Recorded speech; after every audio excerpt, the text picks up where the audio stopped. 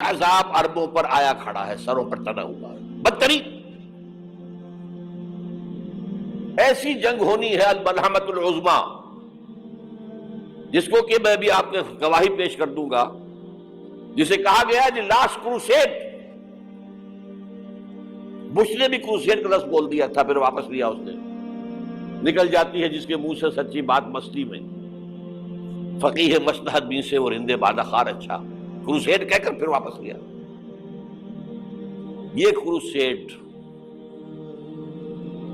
اس کے اوپر جس قدر نقصان ہونا ہے عربوں کا، گریٹر اسرائیل بنے گا، یہ عراق، شام، اردن، سعودی عرب کا کچھ شمالی علاقہ، ترکی کا جنوبی علاقہ، مصر کا صحرائے سینا، اور اس کے ساتھ ہی جو بہترین اس کا زرخیز ترین علاقہ ڈیلٹا آف نائل، یہ سب یہودیوں کے قبضے میں جائیں گے۔ اس کو حدیث میں کہا گیا الملحمۃ العظمیٰ۔ عیسائی 80 علم لے کر اے مسلمانوں تم پر حملہ آور ہوں گے، اور ہر علم کے نیچے 12,000 فوج ہوگی، 9.5 لاکھ فوج۔ یہ نیٹو کی تیاری کس کے لیے ہو رہی ہے؟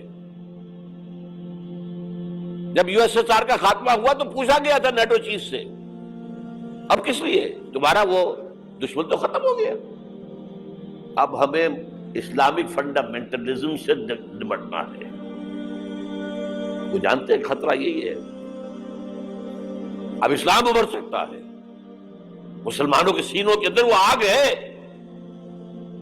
اوپر خاکستر آ گیا ہے، تم پہ اٹھانا بیٹھنا، یہ اندر تو انگارہ ہے، اوپر سے راکھ ہے، اس سے دھوکہ نہ کھا جانا ان کے دلوں کے اندر۔ اور بش نے کہا تھا مسلمان چاہتے ہیں کہ ہسپانیہ سے لے کر انڈونیشیا تک نظام خلافت قائم کریں، اور میں حیران ہوا تھا کہ اس کمبخت کو ہسپانیہ کا خیال کیسے آ گیا؟ ہمیں تو کبھی آتا ہی نہیں، اب ہم تو بھول گئے، وہ تو 500 برس پرانی بات ہے، جبکہ وہاں سے ہمیں نکال دیا گیا تھا۔ اگرچہ اقبال نے کہا تھا ہے ارض فلسطین پہ یہودی کا اگر حق، ہسپانیہ پر حق نہیں کیوں اہل عرب کا؟ ہسپانیہ میں تو 800 سال حکومت کی مسلمانوں نے، اور ابھی 500 برس ہی گزرے ہیں نا۔ یہودی تو ارض مقدس سے 2000 سال نکالے گئے، انہیں لا کے آباد کیا گیا، عربوں کے سینے میں خنجر پھونک دیا گیا۔ وہ چھوٹا سا ملک جو چاہتا کرتا، کوئی پوچھنے والا نہیں۔ امریکہ جیسے اپنے بیٹے کی حفاظت کرے ویسے کرتا ہے اس کی۔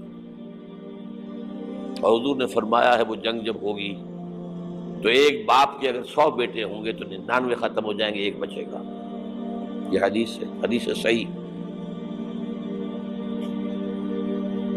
اور آپ نے فرمایا ویل للعرب من شر قد اقترب، عربوں کے لیے ہلاکت ہے، عربوں کے لیے بربادی ہے اس شر سے جو قریب آ چکی ہے۔ اور آج جس طرح انہوں نے ان کی تہذیب کو اختیار کر لیا ہے، دبئی جا کر دیکھیے، بدترین مغربی معاشرہ جو ہے وہ دبئی کے اندر ہم نے قائم کر کے دکھا دیا۔ اب سعودی عرب اس راستے پر بڑھ رہا ہے، اور اس کے بعد نمبر 2 پر جو ہے ہم پاکستانی ہیں۔ لیکن میں اس کے وہ پہلی بات جو کہہ رہا ہوں وہ تو یقینی ہے، اس میں تو احادیث صحیحہ موجود ہے۔ اگرچہ اس کے بعد پانسا پلٹے گا، پھر حضرت مہدی کا ظہور ہوگا، حضرت عیسیٰ کا نزول ہوگا، اور وہ گریٹر اسرائیل گریٹر گریو یارڈ بنے گا یہودیوں کا، ایک ایک یہودی قتل ہوگا اور دفن ہوگا۔ یہ بات میں ہونا ہے، میں پہلی بات پر کر رہا ہوں۔ وہ پانسا پلٹے گا جب پلٹے گا، ابھی جو سامنے ہے وہ کیا ہے؟ جس ملحمۃ العظمیٰ کہا حضور نے، جسے آرمگیڈون کہتے ہیں عیسائی۔ آرمگیڈون کی اگر کہیں جا کر آپ دیکھیں گے، آپ ڈکشنری میں مانی تو کیا لکھا ہے؟ A very big war which will be fought between the forces of evil and good before the end of this world۔ اس دنیا کے خاتمے سے پہلے خیر اور شر کی قوتوں کے درمیان بہت بڑی جنگ ہوگی۔ ارمجدون اسے کہتے ہیں عربی میں، اور آرمگیڈون اسے کہتے ہیں انگریزی کے اندر، اور یہ بائبل کی آخری کتاب کے اندر ہے۔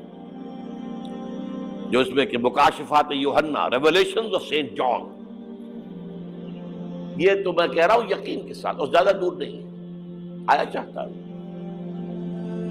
اس لیے کہ یہودیوں کا اور عیسائی جو کنزرویٹوز ہیں، نیو کنزرویٹوز، ان کا 5 نکاتی ایجنڈا ہے متفق علیہ، جس کے تحت کہ یہ جنگ صلیبی شروع کی گئی ہے، وہ سن لیجئے آپ۔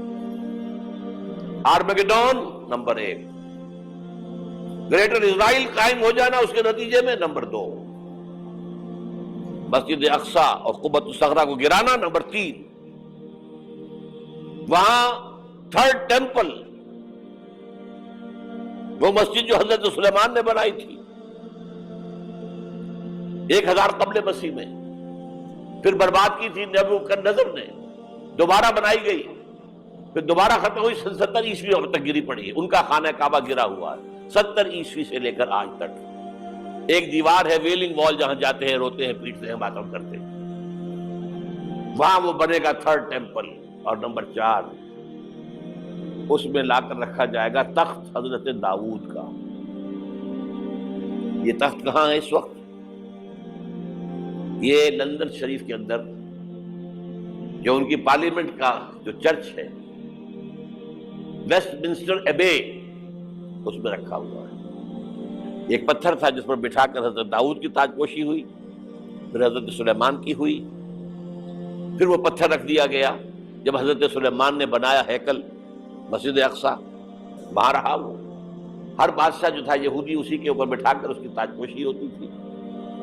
سن 70 میں ٹائٹس نے گرایا اسے، ہیکل کو، وہ پتھر لے گیا، وہاں سے روم گیا، روم سے آئرلینڈ گیا، آئرلینڈ سے اسکاٹ لینڈ آیا، اسکاٹ لینڈ سے انگلینڈ آیا، اور اب وہ رکھا ہوا ہے 14ویں صدی عیسوی سے آج تک۔ وہ ویسٹ منسٹر ایبے میں رکھا ہوا، ایک کرسی کی سیٹ میں اسے بنا دیا گیا ہے تخت کی شکل میں۔ اب انگریزوں میں کوئی ملکہ ہو، کوئی بادشاہ ہو جس کی بھی تاج پوشی ہونی اس میں ہوگا۔ یہ لا کر رکھا جائے گا تھرڈ ٹیمپل میں، اور اس پر یہودیوں کے خیال کے مطابق ان کا مسیحا آئے گا جو مسیح دجال ہوگا۔ عیسائیوں کے خیال کے مطابق حضرت عیسیٰ آئیں گے، وہ ہمارا بھی خیال ہے حضرت عیسیٰ آئیں گے علیہ السلام۔ بہرحال یہ تو بعد کی باتیں ہیں نا، اس وقت جو میں عرض کر رہا ہوں عربوں پر بہت بڑا عذاب، اور پاکستان کا معاملہ البتہ یہ ہے، میں یقین سے نہیں کہہ سکتا، ہینگنگ ان دی بیلنس، ہو سکتا ہے اللہ تعالیٰ ہم پر رحم فرمائے، ہو سکتا ہے، اگرچہ اس کی کچھ شرائط ہوگی۔